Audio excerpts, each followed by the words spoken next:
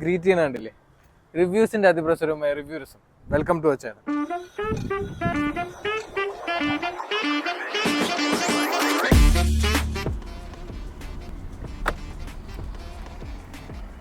So നമ്മൾ ഇന്ന് review ചെയ്യാൻ പോകുന്നത് ഹ്യുണ്ടായുടെ തന്നെ ദിവേണ.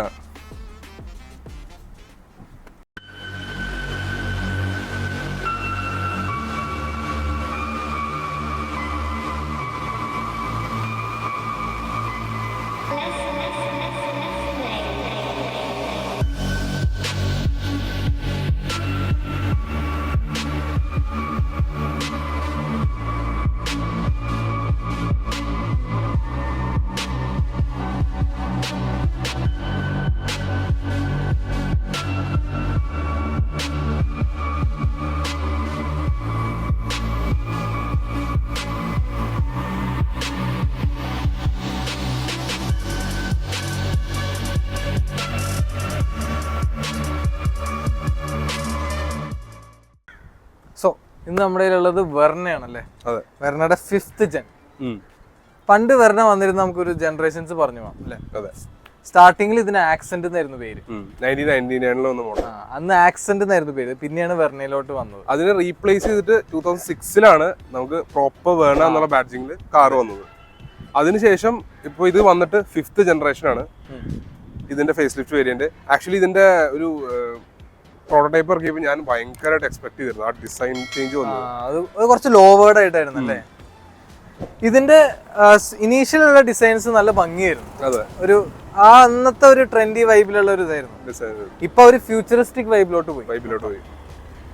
ആക്ച്വലി ലൈക്ക് പണ്ടൊക്കെ ഫുൾ ഒരു ഫ്ലൂയിഡിക് ഡിസൈൻ എന്ന് പറയാം. ഫ്ലൂയിഡിക് മോഡൽ ഉണ്ടായിരുന്നു. സോ നമുക്ക് ഇതിന്റെ മെയിൻ ഇഷ്ടപ്പെട്ട ഒരു കാര്യമുണ്ട്.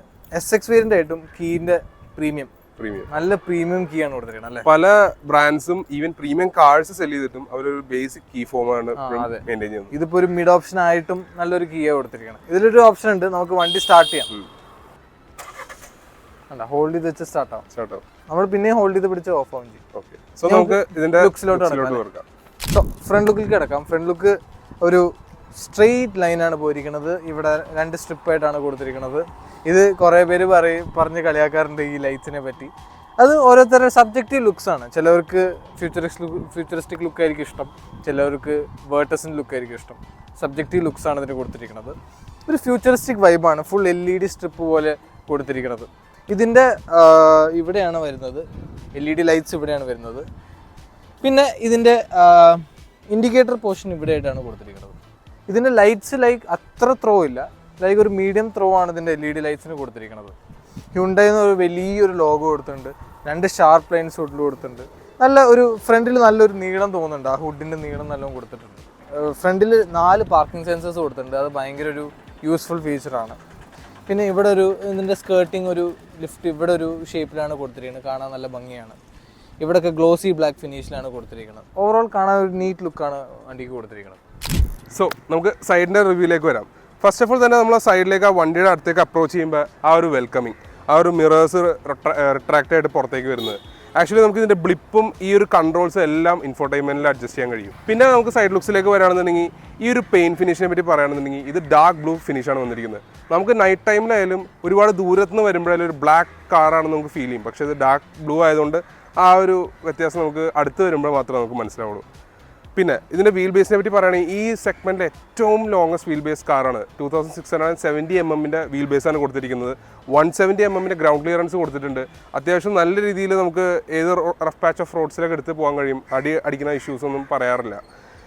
വീൽസിൻ്റെ സെക്ഷനിലേക്ക് വരികയാണെങ്കിൽ 205/55 R16 ഇഞ്ചിൻ്റെ വീൽസാണ് കൊടുത്തിരിക്കുന്നത്. അത്യാവശ്യം നല്ലൊരു അട്രാക്റ്റീവ് ആയിട്ടുള്ള ഡയമണ്ട് കട്ട് ഷേപ്പാണ് ഇതിന് കൊടുത്തിരിക്കുന്നത്.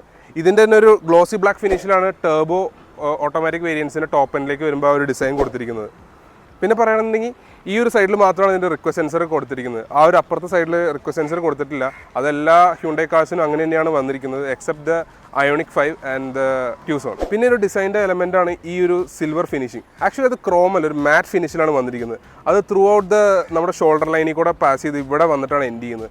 ഇവിടെ ആയാലും ആ ഒരു ഡിസൈൻ മേർജ് ചെയ്ത് നിൽക്കുന്ന പോലെയാണ് കാണിക്കുന്നത്. പിന്നെ വരികയാണെങ്കിൽ sharp lines and cuts creases എല്ലാം കൊടുത്തിട്ടുണ്ട്. ടിപ്പിക്കൽ ഹ്യുണ്ടായി അഫെയറിലുള്ള എല്ലാ ബിറ്റ്സും കൊടുത്തിട്ടുണ്ട്. പിന്നെ ഇതിൻ്റെ ഫ്യൂൽ ടാങ്ക് വന്നിട്ട് 45 ലിറ്റേഴ്സിൻ്റെ പെട്രോൾ ടാങ്കാണ് ഇതിൽ കൊടുത്തിരിക്കുന്നത്. ഡീസൽ ഓപ്ഷൻ ഇല്ല, അതുകൊണ്ട് തന്നെ ഡീസലിൻ്റെ ഒരു ആഡ് ബ്ലൂ ഓപ്ഷൻ ഒന്നും ഇതിൽ വരുന്നില്ല. അപ്പോൾ അത്രയൊക്കെ തന്നെയായിരുന്നു സൈഡിൻ്റെ റിവ്യൂ. റെയർ ലുക്ക് തുടങ്ങുമ്പോൾ തന്നെ നമുക്കൊരു ഫീച്ചറിനെ പറ്റി പറയാം. നമ്മൾ അടുത്തേക്ക് വരുമ്പോൾ തന്നെ അതിന് മനസ്സിലാവും.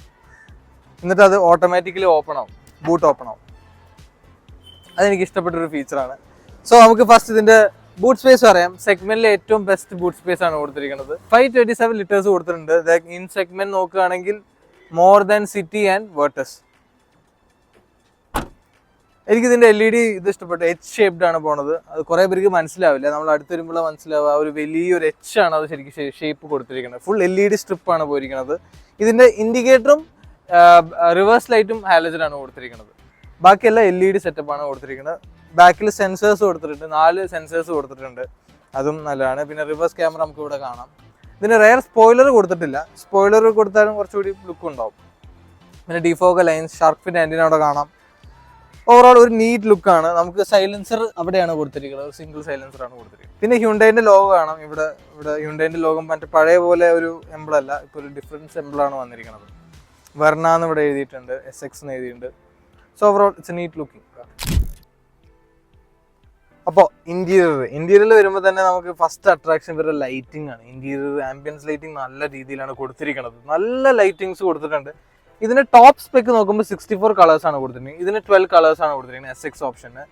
ഇവിടെ SX ട്രിമിന് ഒരു 12 ടൈപ്സ് ഓഫ് കളേഴ്സ് ആണ് കൊടുത്തിരിക്കുന്നത്. രാത്രി കാണാൻ നല്ല രസമാണ്. ഇവിടെയൊക്കെ ആംബിയൻ ലൈറ്റിംഗ് ഉണ്ട്. ഇത് SX 1.5 NA ആണ്. അപ്പോൾ touch screen 8 inch touch screen ആണ് വരുന്നത്. ആമ്പിൾ ടച്ച് സ്ക്രീൻ ആണ്. നല്ല റെസ്പോൺസ് ആണ്, നല്ല ഫാസ്റ്റ് റെസ്പോൺസ് ആണ്. ആൻഡ്രോയിഡ്, ആപ്പിൾ കാർപ്ലേ വയർലെസ് ആണ്.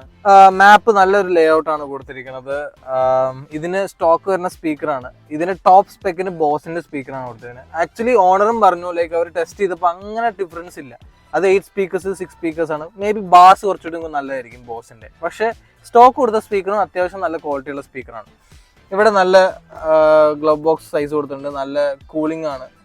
പിന്നെ അവിടെ ഒരു ബോട്ടിൽ ഹോൾഡർ കൊടുത്തിട്ടുണ്ട്, അതും നല്ലൊരു ഇതാണ്. പിന്നെ ഇവിടെ ഒരു മിറർ കൊടുത്തിട്ടുണ്ട്, ലൈറ്റ് കൊടുത്തിട്ടില്ല. പിന്നെ സൺറൂഫ്, ഈ SX ഓപ്ഷനായിട്ട് സൺറൂഫ് കൊടുത്തിട്ടുണ്ട്, അതൊരു ആഡ് ഓൺ ആണ്. പിന്നെ എനിക്കിതിൽ ഒരു ഡ്രോബാക്ക് എന്ന് വെച്ചാൽ ഈ ഇൻസ്ട്രുമെന്റ് ക്ലസ്റ്റർ ആണ്. ചിലർക്ക് ഇഷ്ടമാണ് ഡിജിറ്റൽ, എനിക്ക് എസ്പെഷ്യലി ഒരു അനലോഗ് ഇഷ്ടമുള്ള ഒരാളായതുകൊണ്ടായിരിക്കാം എനിക്ക് ആ ടച്ച് ഇവിടെയാണ് ഒരു ചെറിയൊരു ഡ്രോബാക്ക് ആയിട്ട് തോന്നിയത്. സ്റ്റിയറിങ്ങും ഒരു 2 സ്പോക്ക് മിക്കവർക്കും ചിലവർക്കാണ് ലൈക്കിംഗ് ഉള്ളൂ.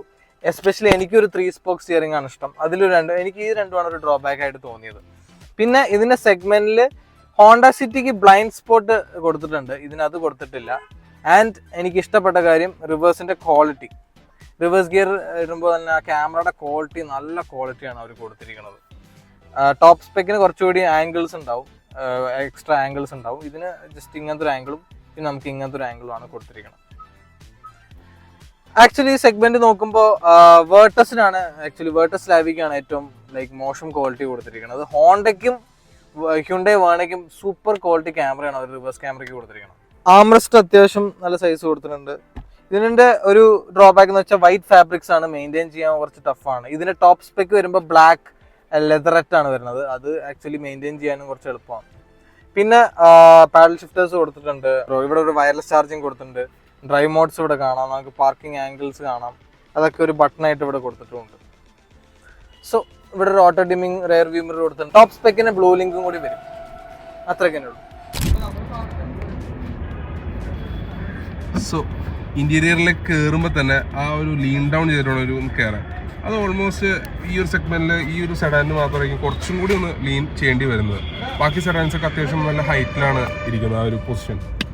പിന്നെ എടുത്തു പറയേണ്ട ഒരു കാര്യമാണ് ഈ ഒരു തഡ്.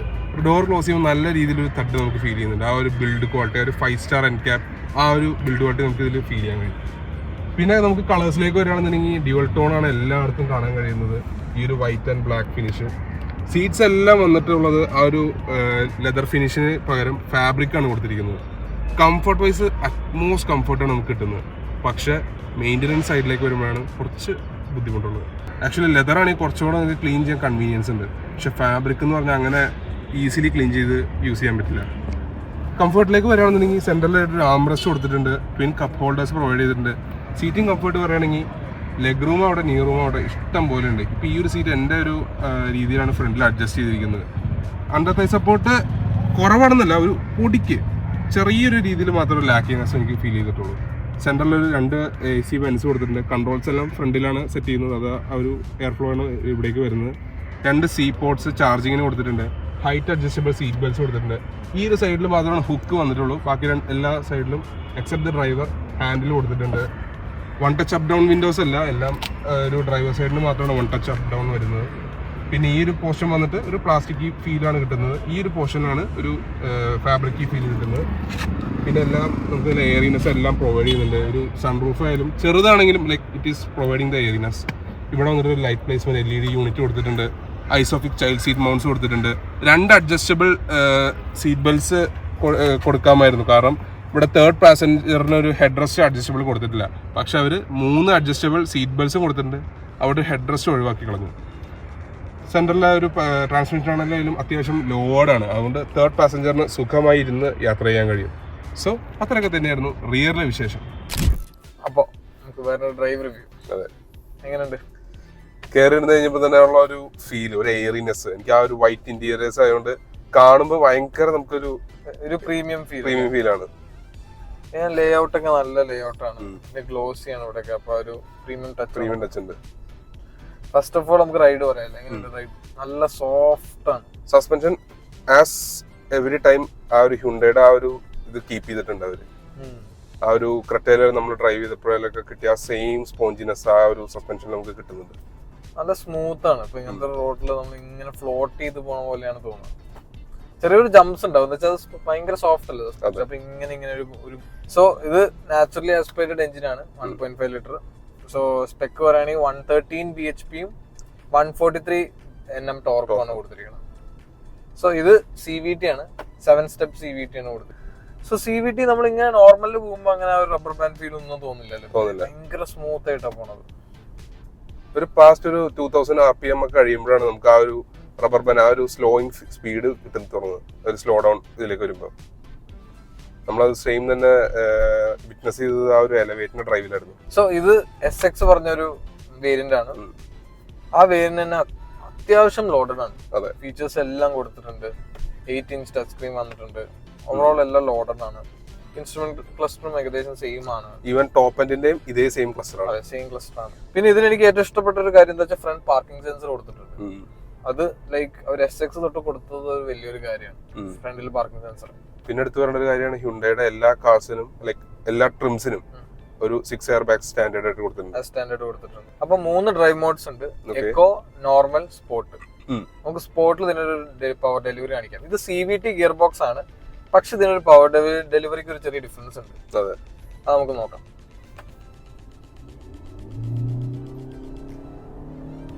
ആ ഒരു സൗണ്ടും എനിക്ക് വളരെ നല്ല സൗണ്ട് അല്ലേ. പുള്ളിയുണ്ട് കേട്ടോ. അങ്ങനെ അത്ര റബ്ബർ ബാൻഡ് ഫീൽ ഒന്നും ഇല്ല കേട്ടോ. അത് എങ്ങനെയൊക്കെ അവര് ചെയ്തിട്ടുണ്ട്. നല്ല പോക്ക് പോകും. ഷിഫ്റ്റ്സ് ആണെങ്കിലും നമുക്ക് അത്ര ഫീൽ ചെയ്യില്ല. അവനെ സ്ലിക്ക് ആയിട്ട് എടുത്തു പോണേ. എന്താ വെച്ചാൽ CVT ആയിട്ട് ആ ഒരു റബ്ബർ ബാൻഡ് ഫീൽ എങ്ങനെയൊക്കെയോ അവർ കുറച്ചിട്ടുണ്ട്. നല്ല പവർ ഉണ്ട്. ഇതിപ്പോ നാച്ചുറലി ആസ്പിറേറ്റഡ് എഞ്ചിൻ ആയിട്ടും ഒട്ടും ലാക്കിംഗ് അല്ല. അതെ, ആ ഒരു പവർ ഡെലിവറി നന്നായിട്ട് കൊടുത്തിട്ടുണ്ട് അവര്. ടെർബോനെ വെച്ച് കമ്പയർ ചെയ്യുമ്പോൾ ഒട്ടും ചെറുതാന്ന് പറയാൻ പറ്റില്ല. അതെ, ആമ്പിൾ എമൗണ്ട് പവർ ഉണ്ട്. പിന്നെ ഇതിന്റെ കോമ്പറ്റീറ്റർ ഹോണ്ട നോക്കുകയാണെങ്കിൽ ഹോണ്ടയ്ക്ക് ഭയങ്കര റബ്ബർ ബാൻഡ് എഫക്ട് CVTക്ക്. പക്ഷെ ഈ വെർണയിൽ എനിക്കൊരു സർപ്രൈസ് ചെയ്തൊരു എലിമെന്റ് ആണ് ആ ഒരു റബ്ബർ ബാൻഡ് എഫക്ട് കുറവാണ് കമ്പയർ ടു ഹോണ്ട. ആൻഡ് ഇതിന്റെ സൗണ്ടും അടിപൊളി. എഞ്ചിൻ നോട്ട് എനിക്ക് ഭയങ്കര ഇഷ്ടപ്പെട്ടു. മറ്റേ ഹോണ്ടയുടെ പ്രശ്നം എന്താ വെച്ചാൽ ഭയങ്കര കരയണ പോലെ ഒരു സൗണ്ട് ഉണ്ട് CVTക്ക്. കുറച്ച് തല്ലിപ്പണിപ്പിക്കുന്ന അതിന്റെ മാനുവല് സൂപ്പർ. അതിന്റെ CVTക്കാണ് പ്രശ്നമുള്ളൂ. അതാണ് ശരിക്കും ലൈക്ക് iVTECന് മാനുവൽ ഇസ് ദ ബെസ്റ്റ്. അപ്പൊ ഇത് മെയിൻ അതാണ് ഞാൻ പറയണത്. ലൈക്ക് ടെർബോ ആയിട്ട് എടുക്കേണ്ടവർക്ക് ഇത് എടുത്താലും പ്രശ്നമില്ല. ആമ്പിൾ എമൗണ്ട് പവർ ഉണ്ട്. അപ്പൊ ഇതിന്റെ ടേണിംഗ് റേഡിയസ് വന്നിട്ട് 5.2 മീറ്റേഴ്സ് ഉണ്ട്. ലൈക്ക് എടുക്കുമ്പോഴായാലും നമുക്ക് ആ ഒരു ടേണിംഗ് റേഡിയസ് അഡിക്വേറ്റ് ആണ്. ലൈക്ക് നമുക്ക് വീണ്ടും ഒരു ലോങ് ഏരിയ വേണം, അല്ലെങ്കിൽ വീണ്ടും തിരിച്ചിട്ട് തിരിക്കാൻ പറ്റും. ലൈക്ക് ഈ വണ്ടി നീളം ഉണ്ടായിട്ടും നല്ലൊരു ടേണിംഗ് റേഡിയസ് കൊടുത്തിട്ടുണ്ട്. ആക്ച്വലി സെഡാൻസിൽ വരുന്ന ഒരു നെഗറ്റീവ് ഫാക്ടറാണ് ആ ഒരു നീളം കൂടുതലുള്ളതുകൊണ്ട് പാർക്കിംഗ് സ്പേസ് ആയാലും ആ ഒരു ടേണിംഗ് കാര്യങ്ങളൊക്കെ ആയാലും കുറച്ച് ഡിഫിക്കൽട്ടീസ് വരാറുണ്ട്. പക്ഷെ ഇതിനത് വന്നിട്ടില്ല. പിന്നെ അപ്പോഴാണ് നമുക്ക് ഒരു കാര്യത്തിലേക്ക് വരാൻ പറ്റുക, ബ്രേക്കിംഗ്. സോ ഇതിന്റെ SX വേർഷൻസ് ലൈക്ക് DCT ആണെങ്കിലും SX എല്ലാ SX-നും കൊടുത്തിരിക്കുന്നത് ബാക്കിൽ ഡ്രം ബൈക്സ്, ഫ്രണ്ടിൽ ഡിസ്ക്.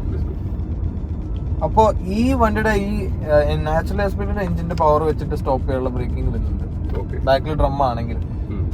പക്ഷെ DCTയുടെ ഓപ്ഷണൽ പറഞ്ഞൊരു വേരിയന്റ് ഉണ്ട്, SX ഓപ്ഷൻ, അതിന് ബാക്കിൽ ഡിസ്ക് കൊടുത്തിരിക്കണം. അപ്പോൾ കുറച്ചുകൂടി എഫിഷ്യൻസി ടർബോ DCT. അതെ, ടർബോന്റെ നോർമൽ വേരിയന്റ് ഉണ്ട് SX. അതെടുത്താൽ എന്താ പ്രശ്നം എന്ന് വെച്ചാൽ ബാക്കിൽ ഡിസ്ക് ഡ്രം ആയിരിക്കും. ബാക്കിൽ ഡ്രം ആകുമ്പോൾ ആ ഒരു വണ്ടിയുടെ പവർ ഡെലിവറിക്ക് ആളുള്ള ബ്രേക്ക് അല്ല അത്. അതിന് ഡിസ്ക് വേർഷൻ ഉണ്ടെങ്കിൽ കുറച്ചുകൂടി ബെറ്റർ ആണ്. അപ്പൊ ഏറ്റവും ടോപ്പ് വേരിയന്റ് എടുത്താലാണ് ആ ഒരു ഡിസ്ക് കിട്ടുള്ളൂ. ക്ലെയിം ചെയ്യണത് കുറെ മാനുവൽ ആ ഒരു എഞ്ചിൻ ബ്രേക്കിംഗ് കിട്ടും, അതുകൊണ്ട് ഫ്രണ്ട് ഡിസ്ക് തന്നെ ധാരാളമാണെന്നുള്ള രീതിയിലാണ്.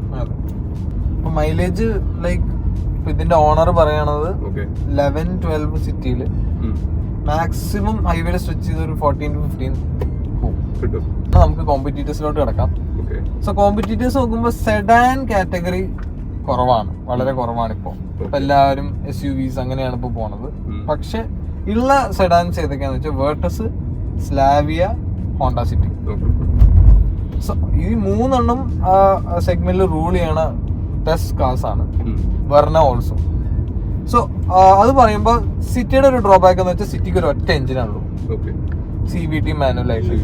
വെർണയ്ക്ക് EHEV കൂടി വരുന്നുണ്ട്, ഹൈബ്രിഡ്. ലൈക്ക് എഫിഷ്യൻസി ഏറ്റവും ബെസ്റ്റ് വേണമെന്നുള്ളവർക്കാണെങ്കിൽ സിറ്റി എടുക്കാം, EHEV. വെർണയും വേർട്ടസ് നോക്കുമ്പോൾ രണ്ടുപേർക്കും 2 എഞ്ചിൻസ് ആണ് കൊടുത്തിരിക്കുന്നത്. വേർട്ടസിന് 2 ടർബോ എഞ്ചിൻസും ഇതിന് ഒരു സിംഗിൾ ടർബോ എഞ്ചിനും സിംഗിൾ നാച്ചുറൽ ആസ്പിറേറ്റഡ് എഞ്ചിനാണ്. ഇത് നാച്ചുറൽ ആസ്പിറേറ്റഡ് ആണ്. സോ നമുക്ക് വെർണയുടെ ടർബോന്റെ പറ്റി പറയാം. വെർണയുടെ ടർബോ എന്ന് പറഞ്ഞാൽ നല്ല സ്പെക്ക് കൂടിയായിട്ടുള്ള ഒരു പവറുള്ള ഒരു വണ്ടിയാണ്.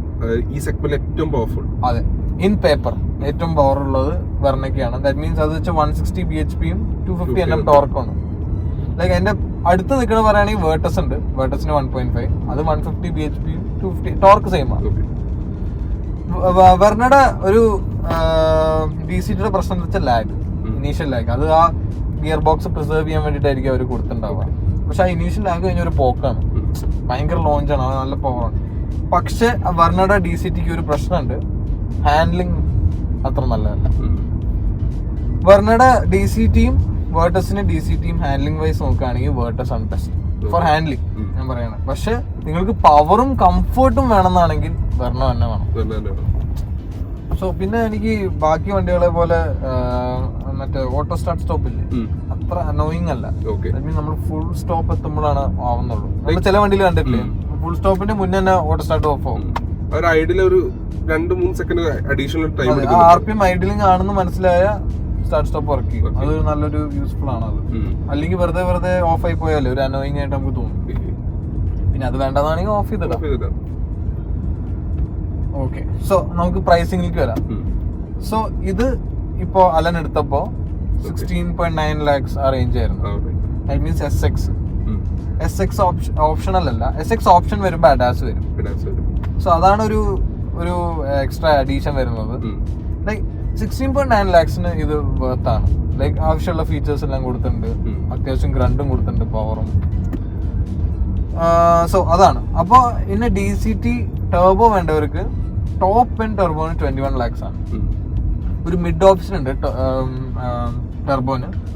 മാനുവൽ ആണെങ്കിൽ 18-19 റേഞ്ചിലാണ്. ഒരു ഓട്ടോമാറ്റിക് സ്റ്റാർട്ടിങ് 19.5-20 റേഞ്ച് വരും. ഏറ്റവും ടോപ്പ് സ്പെക്ക് എടുക്കണമെങ്കിൽ 21.5 lakhs. ദാറ്റ് മീൻസ് വേർട്ടസ് നോക്കുമ്പോൾ 2 lakhs കുറവാണ്. അതൊരു വളരെ വലിയ കാര്യമല്ലേ. ടർബോ DCT ടോപ്പ് എൻഡിൽ 2 lakhs ബിലോന് കിട്ടുമല്ലേ. അപ്പൊ അത്രയും പൈസക്ക് ബാക്കി നമുക്ക് എന്തെങ്കിലും ആഡ് ഓൺസ് ചെയ്യണമെങ്കിൽ അത് ചെയ്യാൻ വണ്ടിയിൽ, അലോയ്സും അപ്ഗ്രേഡ് ചെയ്യണമെങ്കിൽ അത് ചെയ്യാം. അങ്ങനെ സോ ലൈക്ക് പ്രൈസിങ് കൊള്ളാം അല്ലേ. ആക്ച്വലി പ്രൈസിങ്ങിനുള്ള ഫീച്ചേഴ്സ് എല്ലാവരും കൊടുത്തിട്ടുണ്ട്. പിന്നെ എനിക്ക് പേഴ്സണലി മിസ്സിംഗ് ആയിട്ടുള്ള ഒരു കാര്യമായിരുന്നു ഒരു 1.5 ഡീസൽ എഞ്ചിൻ. ക്രെറ്റയിലേക്ക് ഒരു ന്യൂവർ മോഡൽസിന് കൊടുക്കുന്നുണ്ട്. സോ ഇതിലേക്കും അത് കൊടുക്കേണ്ടതായിരുന്നു. പിന്നെ സെഗ്മെന്റ് നോക്കുമ്പോ ഇപ്പത്തെ എല്ലാ സെഡാനും പെട്രോൾ ഉള്ളൂ. പക്ഷെ അന്ന് അത് ഡീസൽ കൊണ്ടിരുന്നെങ്കിൽ ഒരു ഇതായനല്ലേ. അവരുടെ വോളിയൂംസ് എല്ലാം വരുന്നത് അതാണ് ഏറ്റവും ഒരു ഈ ഷേപ്പ് വന്നപ്പോൾ ഒരു ഡീസൽ കൊണ്ടുവന്നില്ല. അതെ. അപ്പോൾ വെർണയുടെ റിവ്യൂ കഴിഞ്ഞു. നമുക്ക് ഇതിന്റെ ഓണർഷിപ്പ് പറയാം. നമുക്ക് ഈ വണ്ടിയുടെ ഓണറിനെ വിളിക്കാം. അലൻ ഞങ്ങളുടെ എല്ലാവരും കോമൺ ഫ്രണ്ടാണ്. അലൻ, നിന്നൊന്ന് ഇൻട്രൊഡ്യൂസ് ചെയ്യും. എൻ്റെ പേര് അലൻ ആണ്. ഞാൻ മാരുതി സുസുക്കിയിലാണ് വർക്ക് ചെയ്യണത്. ഇപ്പോൾ ഞാൻ 6 months ആയിട്ട് അവിടെ ജോയിൻ ചെയ്തിട്ട്. ആൻഡ് പഠിച്ചതൊക്കെ ഓട്ടോമൊബൈൽ എഞ്ചിനീയറിംഗ് ആണ് MIT മണിപ്പാലിൽ. അതുകൊണ്ട് തന്നെ ഒരു എന്തൂസിയാസ്റ്റ് ആണ്, കാർ എന്തൂസിയാസ്റ്റ് ആണ്. More than an engineer I am an enthusiast. അതെ, more than a car bike എന്തൂസിയാസ്റ്റും കൂടിയാണ് അല്ലേ? അതെ അതെ, ബൈക്സ് ആണ് എനിക്ക് കൂടുതൽ താല്പര്യം കാറിനേക്കാളും. ഇപ്പൊ പക്ഷെ രണ്ടും ഏകദേശം മോഡറേറ്റ് ലെവലിലേക്ക് ഇങ്ങനെ പിടിച്ചിരിക്കുക. അതെ. സോ നമുക്ക് ഇതിന്റെ കുറച്ച് കാര്യങ്ങൾ ചോദിക്കാം. സോ ഫസ്റ്റ് ഓഫ് ഓൾ, എന്തുകൊണ്ട് വെർണ എടുത്തു? ഇത് ഷോർട്ടാക്കി പറയാം. ഇത് ആക്ച്വലി ഒരു 6 months ഫുൾ റിസർച്ച് പ്രോസസ് ആയിരുന്നു. 2022 എൻഡിലായിരുന്നു നമ്മൾ സെലറി മാറ്റി വേറെ വണ്ടി എടുക്കാൻ വിചാരിച്ചത്. പപ്പ പറഞ്ഞു നീ തന്നെ പോയി നോക്കിക്കോളാൻ പറഞ്ഞു. വണ്ടി നീ നോക്കിയിട്ട് ഏതാ നല്ലതെന്ന് വെച്ചാൽ പറയാൻ പറഞ്ഞു. അപ്പൊ ഞാൻ ആദ്യം അമ്മയോട് ചോദിച്ചു, കാരണം അമ്മയ്ക്ക് വേണ്ടിയാണ് വണ്ടി എടുക്കാൻ പോയത്. സെലറി ഉണ്ടായിരുന്നു ഇന്ന് മുന്നേ, അത് മാറ്റിയിട്ടാണ് വേറെ അപ്ഗ്രേഡ് എന്ന രീതിയിൽ എടുക്കാൻ പോയത്. അപ്പൊ അത് അമ്മയോട് ചോദിച്ചു ഏതാ ഇഷ്ടമുള്ളതെന്ന് പറഞ്ഞു. അപ്പൊ പറഞ്ഞു സോണറ്റ് മതി എന്ന് പറഞ്ഞു. അപ്പൊ ആദ്യം ഞാൻ ഓടിച്ചത് സോണറ്റ് ആയിരുന്നു. സോണറ്റിന്റെ 1 liter ടെർബോ ഉണ്ടായിരുന്നു, HTX വേരിയന്റ് എന്ന് പറഞ്ഞിട്ട്. അപ്പൊ അന്നേരം അതിന്റെ പ്രൈസ് എന്തോ 12.3 lakhs എന്നൊക്കെ ഉണ്ടായിരുന്നു HTX വേരിയന്റ്. അപ്പൊ പപ്പ പറഞ്ഞു അത് പറ്റില്ല, ഔട്ട് ഓഫ് ബഡ്ജറ്റ് ആണെന്ന് പറഞ്ഞിട്ട് നമ്മള് പിന്നെ അതിങ്ങനെ ഡിലേ. ആ സമയത്ത് ഞാൻ കുറെ വണ്ടി ഓടിച്ചു. ഫ്രോൺസ് ഓടിച്ചു, വേർട്ടസ് ഓടിച്ചു, ബെന്യു ഓടിച്ചു. ബെന്യു നോക്കാൻ വേണ്ടി പോയപ്പോഴാണ് വെർണ കണ്ടത്. പിന്നെ വെർണയുടെ ആ റേറ്റ് ഭയങ്കര അട്രാക്റ്റീവ് ആയിരുന്നു അല്ലേ?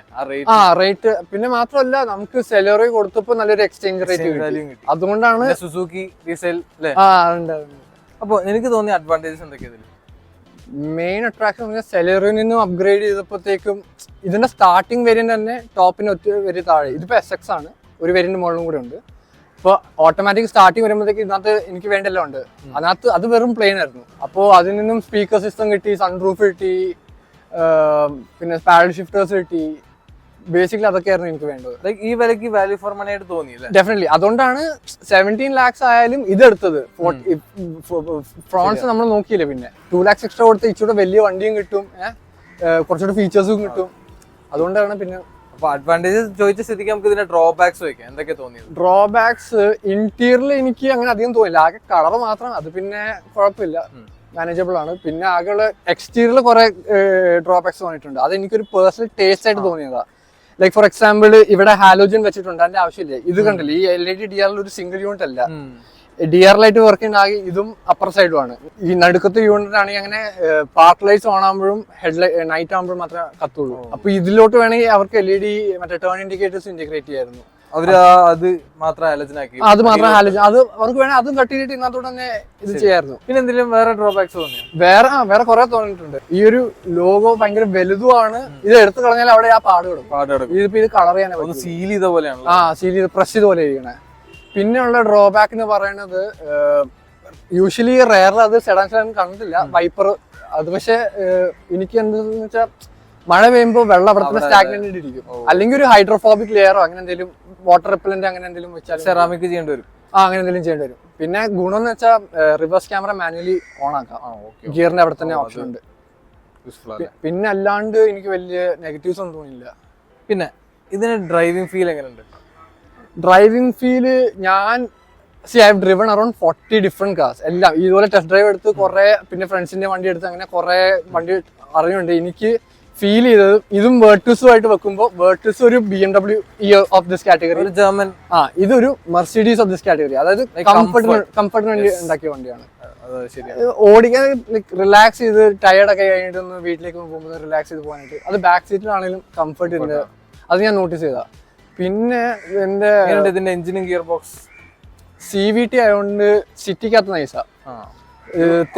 പുള്ളിയുമ്പോഴാണല്ലേ എന്നുവെച്ചാ അത്ര എന്തൂസിയസ്റ്റ് ഫീലിംഗ് അല്ല, പക്ഷെ അറ്റ് ദ സെയിം ടൈം എന്താ പറയാ മൈലേജ് കൺട്രോൾ. കാരണം റേഷ്യോസ് കണ്ടിന്യൂസ്ലി മാറിക്കൊണ്ടിരിക്കുമല്ലോ. അപ്പൊ മൈലേജ് അത്യാവശ്യം നല്ല നൈസ് കിട്ടില്ല. മൈലേജ് എത്ര കിട്ടുന്നുണ്ട്? മൈലേജ് മിക്സ്ഡ് ആണ് കിട്ടുന്നത്. ഒരു ആവറേജ് പറയുകയാണെങ്കിൽ സിറ്റിയിൽ ഒരു 9 to 10, മാക്സിമം സിറ്റി പോകുന്നത് 13. പിന്നെ ഹൈവേ ആണെങ്കിൽ ആവറേജ് ഒരു 15 to 18, മാക്സിമം എനിക്ക് കിട്ടിയേക്കുന്നത് 22 ആണ്. ഇത് മേടിക്കാൻ പോയപ്പോൾ കസ്റ്റമർ ഇന്ററാക്ഷനും അവരുടെ സർവീസും അവരുടെ ക്വാളിറ്റി എങ്ങനെ ഉണ്ടായിരുന്നു മൊത്തത്തിൽ? ആക്ച്വലി അത് ഭയങ്കര പ്ലസന്റ് അല്ലായിരുന്നു. ഓഫ് കോഴ്സ് വണ്ടി മേടിക്കുന്ന സമയത്ത് പോകുമ്പോഴത്തേക്ക് ഭയങ്കര മീറ്റിംഗ് ഒക്കെ ആയിരുന്നു. പക്ഷെ നമുക്ക് ഇതിന് മുന്നേ ഒരു ഹ്യുണ്ടായി ക്രെറ്റ ഉണ്ട്. ക്രെറ്റയുടെ പ്രശ്നം വെച്ചാൽ അതിൽ സർവീസിലും അങ്ങനെ കുറെ ഇഷ്യൂസ് ഉണ്ടായിരുന്നു അതില്. പിന്നെ അതിന്റെ ബാക്കിലത്തെ മറ്റേ റെയർ വിൻഡോയുടെ താഴെയിട്ട് പെയിന്റ് ഇളകിയിട്ടുണ്ട്. അത് അവരോട് പെയിന്റ് ചെയ്യാൻ പറഞ്ഞിട്ട് അവര് തട്ടിക്കളയായിരുന്നു. പിന്നെ അവസാനം വഴക്കുണ്ടാക്കി അതൊക്കെ ഫുള്ള് ചെയ്ത് കഴിഞ്ഞിട്ട് ഇത് എടുക്കുന്നുള്ളൂ എന്നൊക്കെ പറഞ്ഞ് അങ്ങനെ പ്രശ്നം ഉണ്ടാക്കിയായിരുന്നു. സർവീസ് കോസ്റ്റ് എങ്ങനെയായിരുന്നു?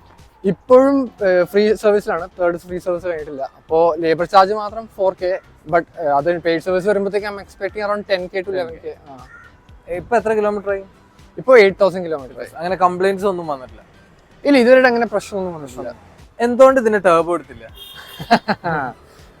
അത് ഫസ്റ്റ് ഓഫ് ഓൾ മമ്മയ്ക്ക് വേണ്ടിയാണെന്ന് പറഞ്ഞല്ലോ. നമ്മൾ ആദ്യം ബഡ്ജറ്റ് ചുരുക്കി സോണറ്റ് എടുക്കായിരുന്നിട്ട് അത് ബഡ്ജറ്റ് കുറവാണെന്ന് പറഞ്ഞിട്ട്. അപ്പോൾ ഇത് ജസ്റ്റ് നമുക്ക് എന്താ പറയാ, പപ്പയുടെ മെന്റാലിറ്റി ഇങ്ങനെയാ, ഓട്ടോമാറ്റിക് സ്റ്റാർട്ടിങ് ഏതാന്ന് വെച്ചാൽ അത് എടുക്കുക. പിന്നെ മമ്മയ്ക്ക് ആയതുകൊണ്ട് ടെർബോം വേണ്ട എന്നുള്ള രീതി. പിന്നെ DCT ഡെയിലി യൂസും ആണല്ലോ. Daily use. ഇത് ജസ്റ്റ് സ്കൂളിൽ പോയി വരിക, ഞാൻ വരുമ്പോൾ മാത്രം പിന്നെ ഇത് ഓടും, ലോങ് ഓടുള്ളൂ. അപ്പോൾ പിന്നെ DCT അമ്മയ്ക്ക് ആവശ്യമില്ല. CVT കുറച്ചുകൂടെ ഇതും കിട്ടും. മെയിൻ്റനൻസ് കോസ്റ്റും കുറച്ച്, അത് വലിയ വ്യത്യാസമില്ല, എന്നാലും കുറയും. പിന്നെ ഇന്റീരിയർ ആണെങ്കിലും അവർക്ക് ബേജ് ആണ് ഇഷ്ടപ്പെട്ടത്. നമ്മൾ അന്ന് ടെർബോ കണ്ടില്ല, ഡിലേ ഉണ്ടെന്ന് പറഞ്ഞു. ഇത് ഒരാഴ്ചക്കുള്ളിൽ കിട്ടി. ഇവനിപ്പോ Type 1 ക്രെറ്റ ഉണ്ട്, അതിപ്പോ ഒരു പ്രശ്നങ്ങളും ഉണ്ടായിട്ടില്ല അല്ലേ ഇതുവരെ? അത് ഇതുവരെ ഒരു പ്രശ്നം ഉണ്ടായിട്ടില്ല. അത് വെൽ മെയിൻറ്റൈൻ. എത്ര വർഷമായി? അതിപ്പോ 2014 എടുത്താ, അപ്പൊ എത്ര 8 വർഷമായി. സ്റ്റിൽ ഒരു കംപ്ലൈന്റും ഇല്ല? ഒരു കംപ്ലൈന്റ്. ഇപ്പോഴും നല്ല സ്മൂത്ത് ആയിട്ടാ പോണേ. ക്രെറ്റ നല്ല റിലയബിൾ ആയിരുന്നു. നല്ല അത് റിലയബിൾ കാരണം എന്റെ ഫാദർ അത് മെയിൻറ്റെയിൻ ചെയ്ത രീതിയാണ്. അതുകൊണ്ട് ടൈംലി സർവീസ് ചെയ്യും എല്ലാം. അത് പെട്രോൾ മാനുവൽ ആയിരുന്നു? അതും പെട്രോൾ മാനുവൽ. അപ്പൊ അതൊക്കെ തന്നെയായിരുന്നു ഓണർഷിപ്പ് അല്ലേ? അതെ അതെ. Thank you Alan. Sure. So അതൊക്കെ ഉണ്ടായിരുന്നുള്ളൂ എല്ലാ റിവ്യൂ. എല്ലാവരും മാക്സിമം ഷെയർ ചെയ്യുക, സബ്സ്ക്രൈബ് ചെയ്യുക, ലൈക്ക് ചെയ്യുക. Thank you for watching.